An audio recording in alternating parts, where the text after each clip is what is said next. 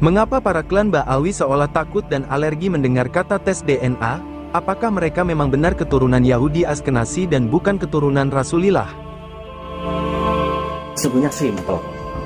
Yang namanya darah, keturunan itu tidak bisa tertukar, kecuali sengaja ditukar. Ibaratnya apa? Kemurnian. Si A ini keturunan si B, si C, si D.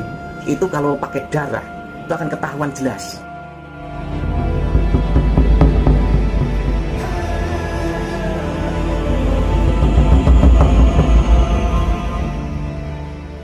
Apa yang akan kita sampaikan ini sebenarnya adalah sesuatu hal yang simpel, jika saja tidak sengaja dibuat bertele-tele.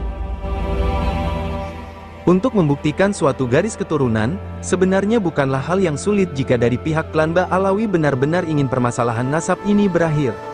Itu semua bisa dilakukan oleh mereka para habaib untuk membuktikan tuduhan-tuduhan kita bahwa mereka adalah gerombolan pemalsu nasab Rasulillah. Semua itu bisa dilakukan dengan mengambil sampel darahnya dan diuji dengan tes DNA, maka akan ketahuan semuanya dengan jelas. Mau bercerita seperti apapun, yang namanya keturunan pasti ada sisi logisnya.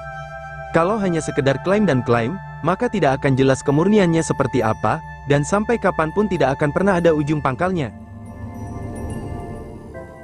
Selama ini sudah banyak yang membuktikan, dengan tes DNA bisa diketahui dengan jelas dan pasti ketahuan dari keturunan si A si B atau keturunan si C. Artinya bukan manusia yang membatalkan nasabnya, namun dari hasil dari tes DNA itulah yang membatalkannya. Dari hal yang mudah dan simpel inilah kita bisa mengambil kesimpulan. Mungkin inilah yang membuat para gerombolan pemalsu nasab Rasulillah sudah ketakutan mendengar kata tes DNA. Karena dari darah mereka itu sendirilah yang akan menjelaskan dan pasti akan ketahuan mereka dari keturunan siapa. Sebenarnya simpel. Yang namanya darah, keturunan itu tidak bisa tertukar, kecuali sengaja ditukar.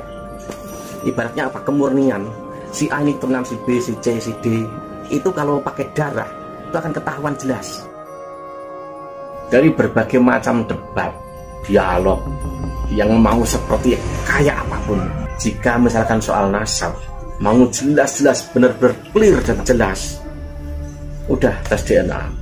Tes DNA itu paling jelas, bisa untuk mengetahui si B, si C ini biologisnya siapa.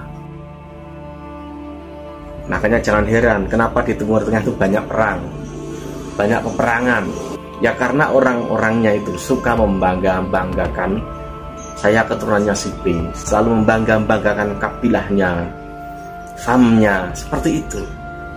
Dan kebanyakan orang tidak akan pernah menilai, melihat, bahkan mencela jika orang itu perilakunya itu baik. Jika misalkan masih bertahan atau bisa dibilang mencoba untuk mengklaim tetap dari keturunan Kanjeng Nabi, maka jalan yang paling mudah itu apa? Tes DNA itu. Itu yang paling mudah. Dari berbagai macam debat dan dialog, mau dirancang sedemikian rupa seperti apapun, apalagi kalau tentang masalah nasab, maka sampai kapanpun tidak akan pernah ada titik temu. Semuanya pasti akan ngotot bahwa pendapatnya lah yang benar. Jika permasalahan nasab ini benar-benar mau clear dan jelas, maka jawabnya hanya satu, yaitu tes DNA. Dengan tes DNA, semuanya akan terlihat jelas, dan siapapun tidak akan bisa membantah bahwa pemalsu nasab yang selama ini kita curigai sebenarnya keturunan siapa.